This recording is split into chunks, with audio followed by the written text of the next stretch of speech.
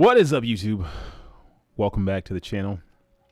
This video is titled Tim Pool Accidentally Exposes the Conundrum of Capitalism. Now, first of all, I want to be clear. I have no intention of making this video because I'm trying to ride off of Tim Pool's name or anything like that. No, I actually was initially planning on making this video specifically to talk about something that he mentioned about UBI. However, after watching more and more of the video, it reminded me of how I find myself in the position that I'm in currently politically, you know what I mean? Where it's like I go pretty far to the right, but then I have to go back left a little bit. And it's just like, this is the conundrum of capitalism. And at a certain point in my life, I realized that capitalism ultimately was the big, it's the big linchpin to all, spitting all over the place. It's the linchpin to all this. So there's a video he's going to play. There's a story that he's covering. It's called Progressives Defeat Brooklyn Project That Promised 20,000 Jobs. I'm going to let him just explain it, and then I'm going to just interject. This is just my first segment of the day, but we'll just go ahead and let this ride. It's a little bit more lighthearted, a little bit different than what we typically do. So take it away, Tim. Left just doesn't want to work. And a lot of leftists say that's not true. We're just talking about developing new ways to run an economy. In their quest to economic recovery in New York, they argue universal basic income is the way. Just give money to people who aren't working. Otherwise, the bodega will go out of business. Why? Well, you can't have a business unless people can actually buy your goods, which makes very little sense. You know why? If you have two people and one person is doing work, why would he value the money of the other person if the other person doesn't do anything for that money? So that's the first thing that initially made me want to even do this video, because I don't know what the hell he's talking about. Tim, that's one of his channels. Tim Pool's a guy I've followed. I listen to, he makes like 5-6 videos a day, which I highly respect and admire. I follow channels all across the spectrum just to kind of, see what content other people are consuming. So I typically just listen to what he's saying with a grain of salt. But with this particular issue, as you guys know, I supported Andrew Yang in the primary. So UBI was his primary, thing that really got him attention. Now, his UBI, probably a little bit different than what Tim Pool is talking about here. He's simply talking about giving people money. And this is, I think, what Andrew Yang's biggest challenge was. He wasn't really ever able to convey that the UBI was being tied to the automation as well as the VAT that he was looking to impose, which would have explained where this money was going to come from to pay it.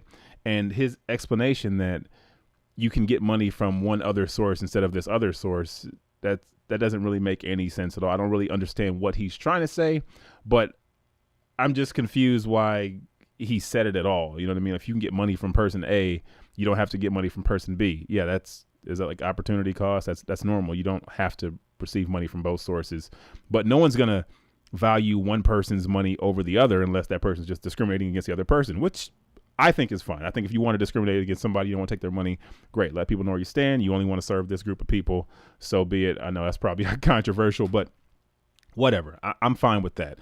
Hopefully that will allow the other person to take their money and put it into another organization that will support that person or whatever. But A, B person, whatever. Let's let Tim continue explaining this. It's like an argument that just because the money exists, some people are going to want it. But if you eventually start having 100 people who don't work, they don't care for taking money from someone else. I'll give you a simple example. Guy goes to a grocery store and says, I would like a bushel of apples. Here's money from UBI.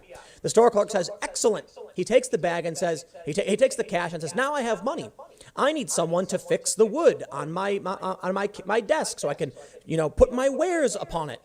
And then he goes to that same person and says, yes, can I give you this money to fix that? And he goes, why should I take money from you? I get free money from the government every week. I'm going to go do what I want. Now, sure. Okay, again, I have no idea what he's talking about. This is capitalism, right? And this is not even really the crux of what I'm going to say, but since when do you turn down money? Do billionaires say, you know what, I got $1 billion. I'm cashing out. I'm about to go retire. No, they keep pushing for more. Jeff Bezos didn't take a break. Elon Musk, for those that don't know, started out with PayPal, then went on to Solar City, SpaceX, Tesla. Like, he doesn't stop. He didn't give up just because he's wealthy. People want to achieve. Like, I think that's a human nature component to all this. You don't want to not do anything regardless, especially if you've obtained wealth, or in this case, you have someone giving you money. You're not going to be like, okay, I don't want any money. I'm just going to go and retire. We interviewed Chuck Fossey. We talked about, how he took his money and what that did for his life. There was no part, and I specifically asked him, is there a certain part of you that wanted to cash out now that you were receiving this $1,000 a month? Of course, the answer was no, because that's not what anyone wants to do, right? Let's run this, man. And again, you don't want the minimum. Nobody wants the minimum, right? Like, if we gave everybody a Honda Civic, people would still want Bentleys. They don't say, okay, I got this, so I don't want that. No, people want more. People always want more. That is human nature, and I think it's disingenuous. But again, let's let them keep talking. Sure, maybe there will be some people still working. I guess it's a general idea, but it seems like it's full of holes. I'll tell you one path to economic recovery: new businesses, new jobs, people doing something of value for someone else and exchanging a tool, a unit that represents that value.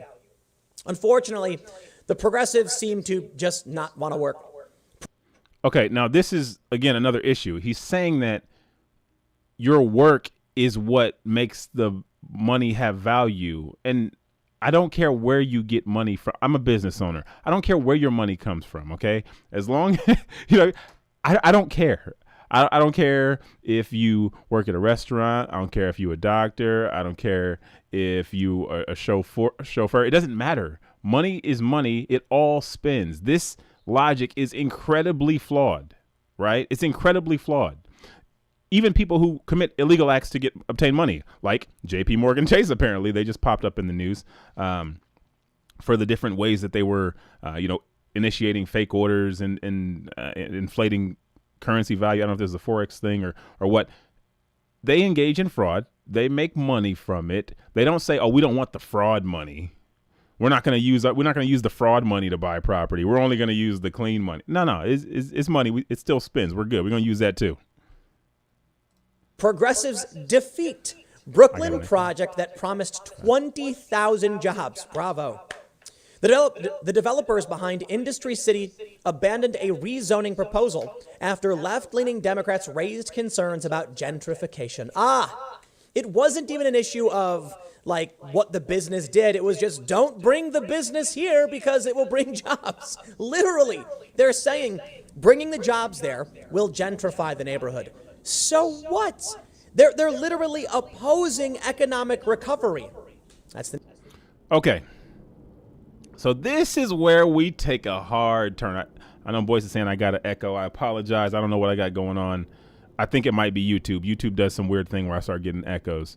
But this is where he starts talking about gentrification. Now, this is a very interesting issue because this is where I start to see insincerity when it comes to the left, right? Gentrification, essentially, they start making big money investments into a low income or traditionally underdeveloped low income area, whatever. This is kind of where I criticize, Trump's opportunity zones and things like that. They bring this money in this community and basically it creates a couple of jobs, right? And a couple of problems occur. One, people who are investing millions of dollars into an area are looking for like a nice return on investment. And typically things that benefit low income people aren't going to be those things. They're going to want to build luxury high rises. They're going to want to build really expensive restaurants and high dollar yoga studios and stuff like that, which ultimately makes the area unaffordable for the people who had previously lived there. Now, the problem with that is that's how capitalism works, right? Like that is how you come up. That is where most Americans have their wealth in their home, and their home is important because what ultimately happens is the areas appreciate in value, and then their home becomes worth more money, and then they increase their financial standing. Without that piece, that key component, how are you supposed to move up the socioeconomic status ladder more rapidly other than just what? I mean, like, what is the plan? What is the alternative to that? I guess save your money. That's a way, but you need those things in order to be. Hold on, there's a cricket. I got to get it before it starts going crazy.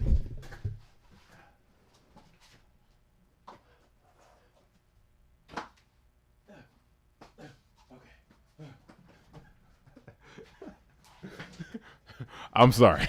If that cricket started going off, y'all would have been mad at me all day. 1 second. Give me UBI and watch me continue to work. Yeah, I think that's what most people are gonna do.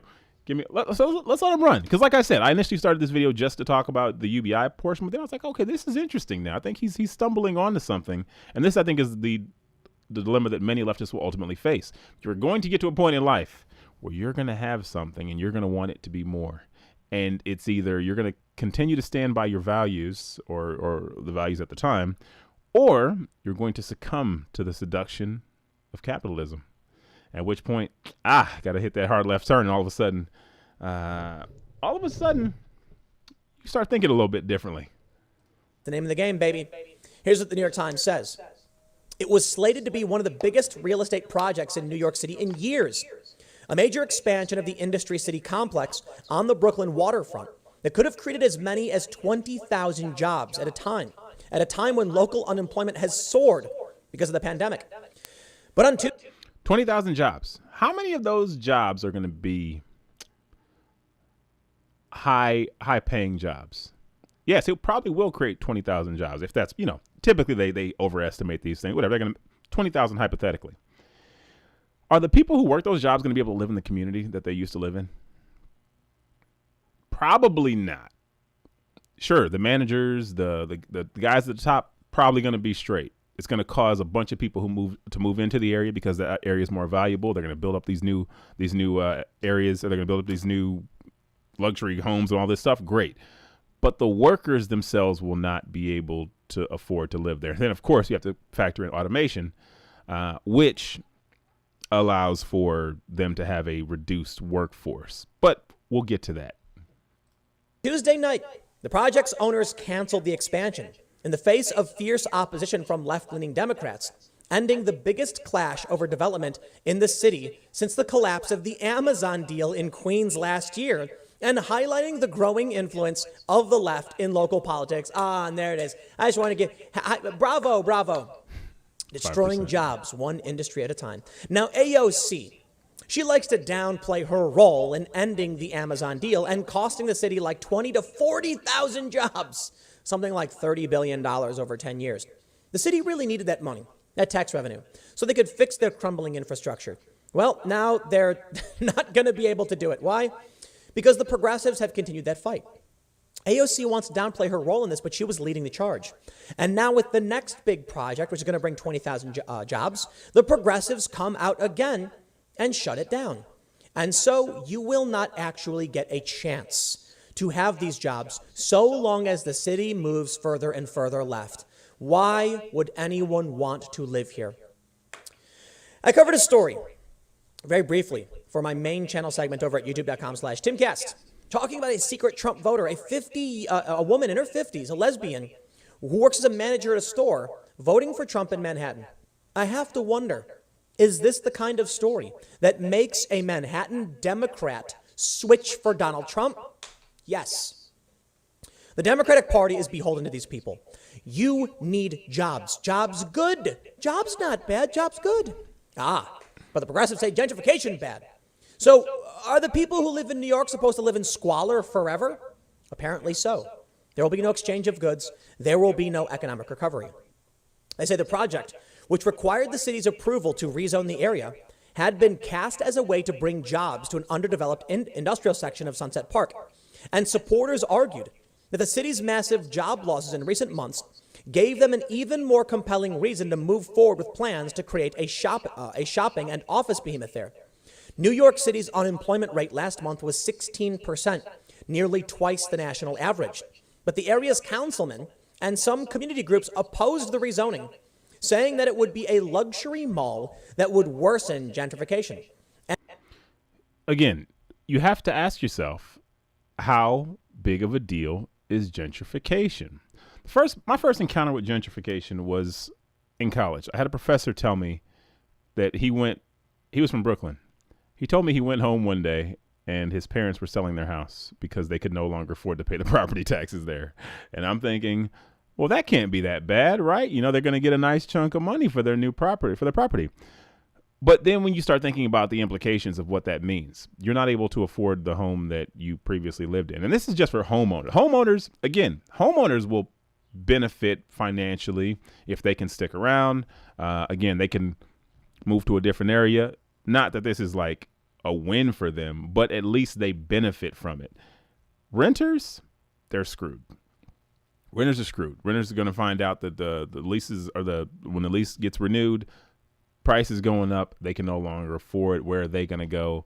Probably back to the now vacant suburbs. But when all the money has now moved back to the city, they're going to find it very difficult to have the same quality of life that they previously had.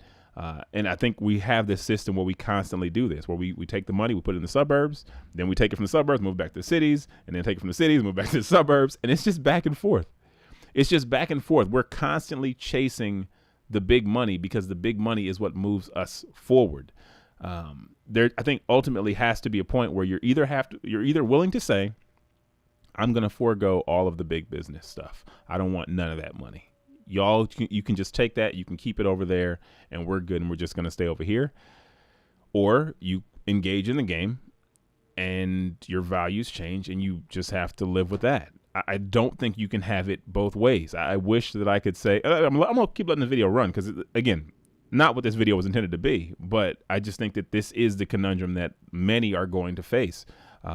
When you don't have money or you have an opportunity to gain some money, it's very difficult to say, I'm going to pass on that because this is the good for the good of society. He needs someone from the left to challenge his position. Yeah. I mean, he had that one guy, I think his name was Adam, the guy with the long hair. He used to be on there. He was like, he played the ignorant guy to politics. So he would just kind of ask the everyman questions, which I thought was a good dynamic. But I mean, I didn't realize how big of an audience this guy had, man. He's like one of the biggest, I get he says he's a liberal, but I think he's one of the biggest conservative YouTubers. And contending that job estimates were inflated. The proposal divided Democratic officials, and some leaders, including Mayor Bill de Blasio and the City Council Speaker Corey Johnson, stayed on the fence, effectively allowing local officials to kill it. If a project like this can't succeed, it concerns me very much about the future of New York City, a place I've spent my whole life, the chief executive of Industry City, Andrew Kimball, said in an interview on Wednesday. And look at all this. No rezoning, no concessions, protect SP, protect Sunset Park. Business leaders also expressed dismay over the defeat of rezoning. Catherine Wild, the president of the Partnership for New York City, an influential business group, questioned how elected officials could forsake thousands of jobs when nearly 1 million New Yorkers were facing unemployment. Yikes! That's insane. The opponents of Industry City have further damaged the prospects for economic recovery from COVID-19, she said in a statement. But the progressive wing of the Democratic Party saw the proposal as a favor to big business, one that could lead to displacement in Sunset Park, a diverse working-class neighborhood on the Brooklyn waterfront. Quote, "People power has triumphed," Carlos Menchaca, the area councilman who opposed the deal, wrote on Twitter. "Our work continues as community voices drives the growth and future of our neighborhood." Let me just tell you what my opinion is on the whole matter. I don't think they're actually trying to improve the neighborhood. I don't think they're trying to protect the neighborhood. I think they're trying to keep the neighborhood in squalor so they can claim to be the only ones who can save you from the horrifying poverty of capitalism. That's it. Because if you brought jobs there, guess what? People would have jobs. People would work those jobs. People would have money. They'd pay taxes. Infrastructure would improve. People's lives would improve. The neighborhood would become better. And that's it. But this is, again, that I agree with this. I actually agree. What the hell? This is an interesting point because we have two parties, right? One party is clearly pro business, pro big money interests, right? And then you have another party that is allegedly pro people. But the way the system works, I can have a business interest in your cause and then give you money to fund it. For example, I started looking into Project Veritas. A couple of people were claiming Project Veritas is this right-wing organization, blah, blah. Okay, cool. They had looked into, well, they had done an investigation on this guy. I think it's something Fox. He is a film producer who made this documentary. I think it was supposed to be a series called Gasland. It's on HBO or whatever. And the guy from Project Veritas I haven't seen the investigation, but he apparently had gotten some footage of this dude who made a anti-fracking documentary, receiving money from Middle Eastern investors. So the Middle Eastern investors are like, great, yeah, ban fracking in America so we can continue to sell you guys expensive oil for our benefit. This is the game that happens in the back. So the Democrats will say, yeah, we're anti, we don't want these businesses to move in because it's going to cause gentrification, because maybe we truly believe that.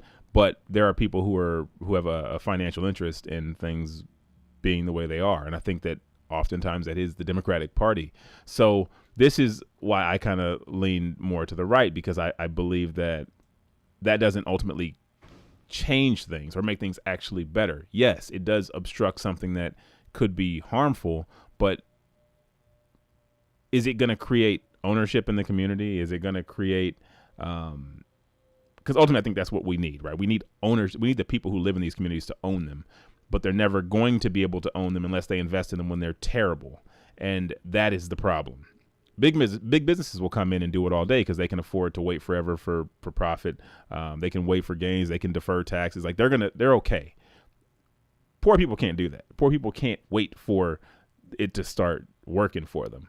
But ultimately, if they don't, you're never going to get out of this cycle. This will never change unless you're willing to say, I'm going to pass on that and I'm going to ride it out with this community, and we're going to be broke together, and we're going to struggle together, and hopefully we come up together. The fast way is to just let the big businesses come in. You buy a piece of property for the low, you benefit, and you just go with the community or go as it goes. I think this is the real challenge. We got this comment from the Watch 100 that says, "We are all sick of being slaves to money." Are we?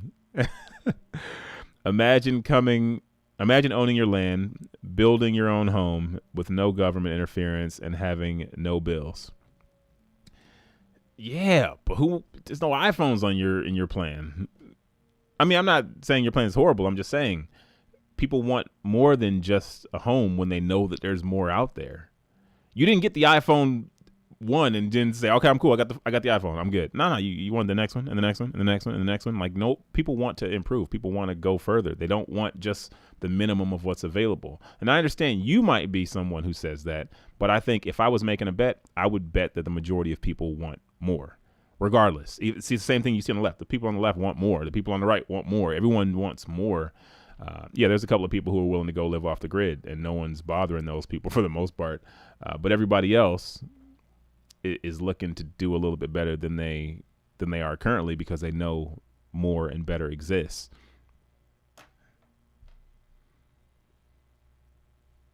You like to see how well Tim Pool does in the Amazon? I don't think most people will do well at all. I still have my 7. You hate iPhones? Yo, you still have your 7. Okay, I feel you. Working is fine. The lack of rewarding work in this country is the problem. We don't have enough quality leadership for the jobs that do exist. He's clamoring for more miserable opportunities. Again, this is the argument that needs to be made. This is where I think Andrew Yang's, this was his challenge. You're talking about the free money because it's what people are going to respond to, but there's so much nuance to it that if you're not able to explain that, you're not able to explain like, hey, there's more than just the dignity of a job. How about the quality of the work? How about being fulfilled? How about feeling like you're contributing to society? Those things that don't really come into play makes it super hard for people to actually hear the entirety of what the platform was. They start crying about gentrification. Oh no, displacement. Well, listen, if you live somewhere, yes, sometimes people are forced out. It's kind of a bad thing. But you have access to these jobs. You can set terms. Say, okay, how about we do this? If you open this, the jobs, a certain percentage, need to go to people who live within a certain area. How about that? No, they'd rather just shut it all down. Because what I think is, many of these Democrats want people to remain in poverty. They want them to be on welfare because they don't want to teach them to fish. They want to give them the fish and then say, now, if you want your fish next week, you've got to come back to me and vote for me. And that guarantees these people you'll have a dedicated base of voters because it's an addiction. People can't break the cycle.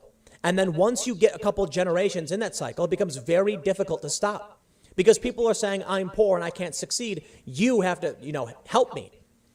What we need to do, in my opinion, is create a social program through the government to teach people how to fish. That's the analogy I often use. I believe that social program. He has just described what your public education system is supposed to be. Yeah, this is the fundamental problem with our entire system. We're not creating an environment for people to learn alternatives. They're being indoctrinated into this certain mentality. They're being indoctrinated to this system. They're not giving, there's no alternatives.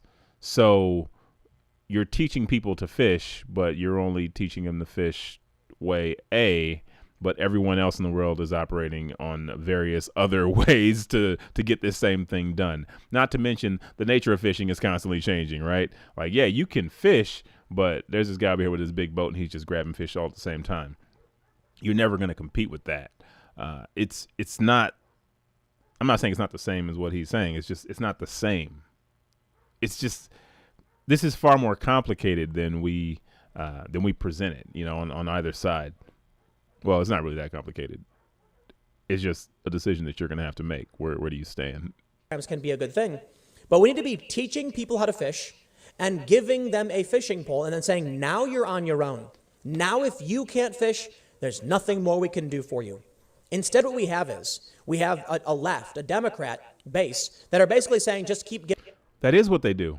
They give you a fishing pole. They teach you how to fish, and then they tell you now you're on your own. The problem is they teach you how to fish, but they don't equip you properly. And they tell you to figure it out. So some people do figure it out. Some people were born into the family that has the boat. So they are like, okay, yeah, we're all fishing. What are you talking about? Someone said to me, was it the equal opportunity, not equal outcome? And I understand the nature and the sentiment of that statement, but again, it's far more complicated than that. But I don't think equality across the board ever will exist. Giving them fish, don't stop. It's like, well, that's not a solution to any of these problems. You're creating dependency. You need to give the people the resources to succeed so they can be independent and powerful. You see, independence is power. Not being reliant on this system means you have freedom of choice, and the ability to make changes to your life.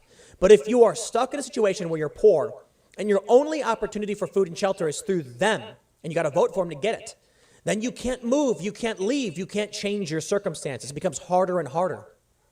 That's what they want. That's what I think the progressives really want.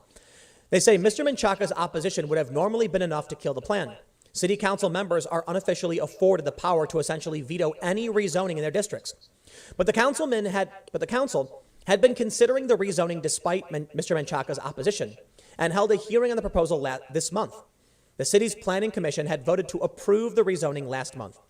The developers decided to withdraw the application on Tuesday night after more elected officials came out against the plan. The decision was first reported by Politico. Mr. de Blasio, a Democrat who will leave office in 2021, had supported the Amazon deal, but declined to take a position on Industry City. He said on Wednesday that other rezoning proposals were moving forward and that he would back ones that benefit the public. What does that mean?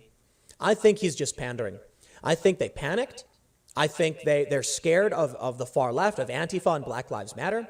And so they're just giving in to unhinged, insane policy positions and ideology. And it's going to result in industry collapse. Maybe that's the point. They want to abolish capitalism, so they will make sure no one can succeed under it. They will make sure these businesses fail, and the mayor, the feckless politicians, will say, whatever, I'm out, I got mine. And then what? What about the rest of us? They want you subjugated. They want you oppressed. They literally tell all of these people that you're oppressed and there's no way out. There is a way out. You can go into the woods and start your own fire and build your own hut. You don't have to. We live in luxury. But you can. You are under no obligation to live under the heel of these people who would destroy your opportunity to be powerful.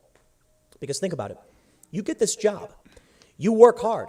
You become a manager. You become a supervisor. You get bigger and bigger salary.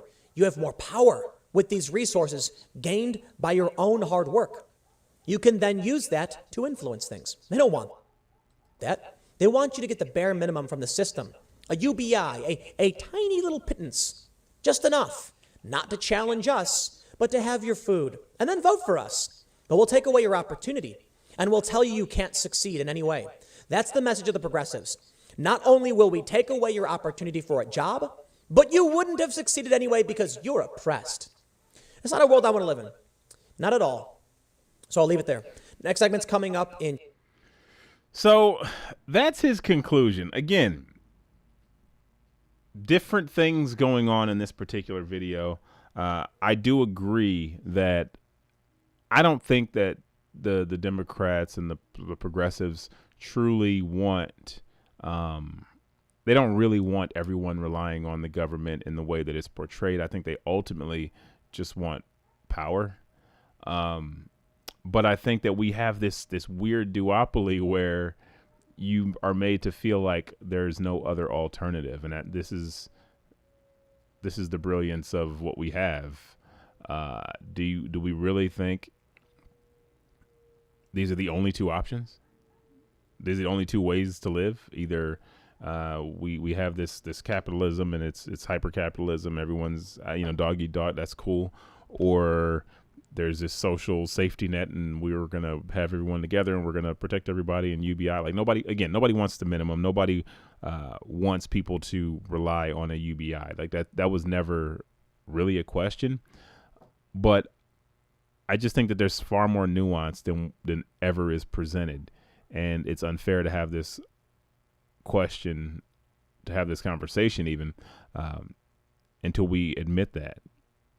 But I do think that this is more a matter of the nature of capitalism than anything.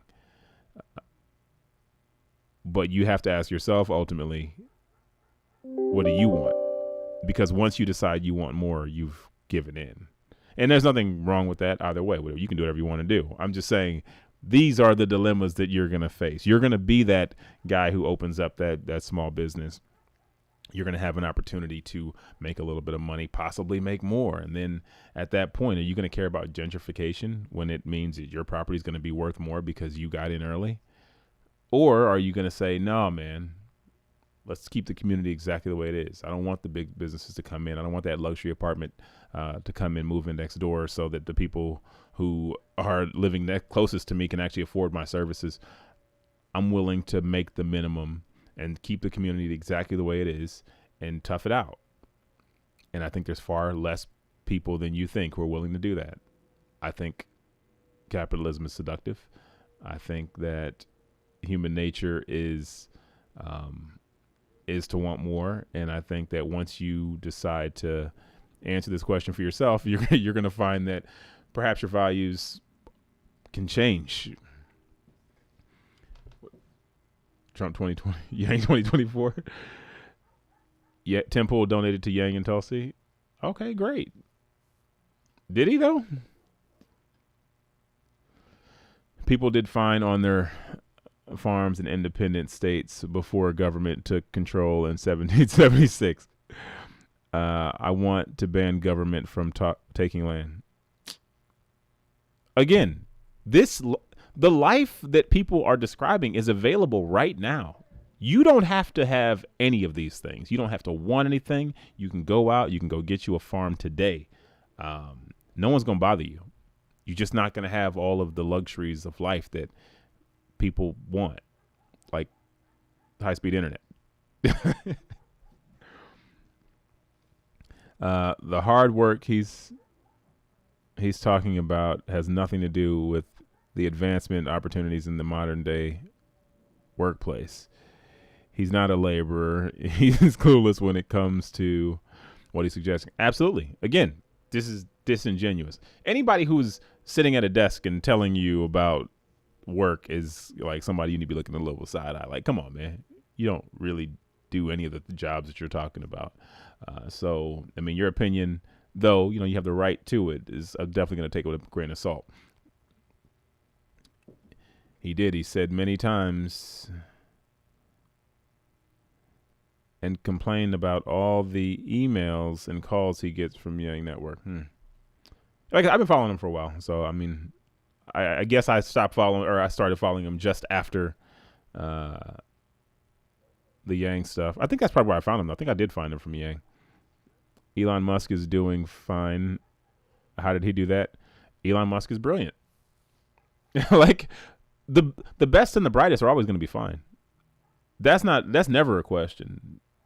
If you're the smartest or the best or whatever, like, you're always going to be good in any scenario. The problem is for the average person. If you're just okay, then what are you going to do?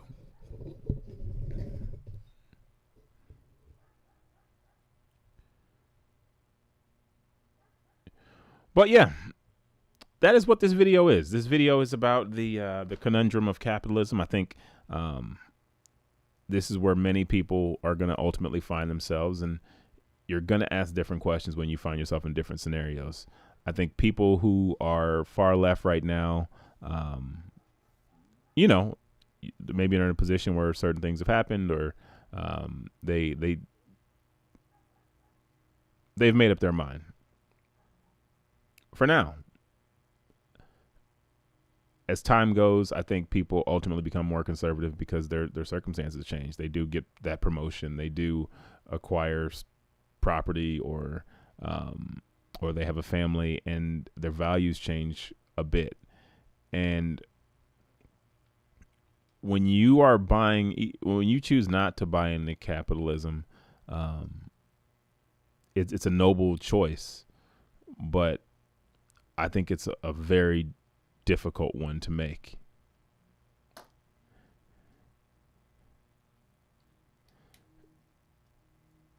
There is no bright future without universal basic income in it. And again, I think universal basic income is an easy sell. I think this was just, again, my initial intention was to make a video about his talking about UBI. But as it went on, he started talking about this other system, which I thought was far more nuanced and interesting. But yeah, UBI is inevitable regardless, because what's ultimately going to happen is those 20,000 jobs are going to become 10,000, are going to become 5,000, are going to become 3,000 high-paying jobs that we don't need all of these people to do. And at that point, why do we need all these people here? And it's far more profitable to have less people. So it's either we're going to continue the facade of giving people jobs so they have something to do, or we're simply going to stop doing that and just acknowledge, look, this is broken, but we don't want to give up our beloved capitalism. So let's cut people a little pittance, and then we keep it moving. The arguments that he made in this video were just bad, which if he really did support Andrew Yang, it's kind of funny that he would make such horrible arguments against UBI, especially with knowledge of what Andrew Yang's UBI was versus just simply giving a UBI without the data dividend and the VAT and the things that Yang was proposing. Did I cover Trump's look at Section 230 regarding big tech? No, I have not. Trump's going after big tech. He should go after big tech.